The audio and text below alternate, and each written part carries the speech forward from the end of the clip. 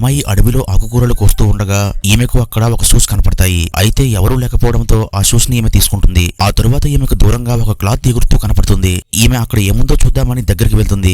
అయితే అక్కడ ఒక సమాధి ఉంటుంది. దీంతో ఈమెకు భయం వేసి వెనక్కి తిరగగా ఒక ఎర్రని కాగితం ఈమె ముఖం మీద పడుతుంది. దీంతో ఈమెకు భయం వేసి అక్కడ నుండి పారిపోతుంది. అలాగే ఈమెను ఆ దెయ్యం వెంబడిస్తుందని అనుకుంటుంది.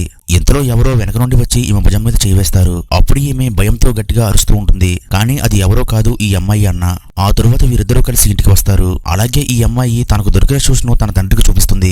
అప్పుడు తండ్రి ఈమెతో ఈ షూస్ ఎక్కడ నుండి తెచ్చావని అడుగుతాడు. అప్పుడు ఈ అమ్మాయి ఇవి నాకు అడవిలో దొరికాయని చెప్తుంది. అప్పుడు సరిగ్గా ఇవి ఎక్కడ దొరికాయని అడుగుతాడు. దీంతో ఈమె ఆలోచించి నాకు అక్కడున్న ఒక సమాధి దగ్గరలో ఈ షూస్ దొరికాయని చెప్తుంది.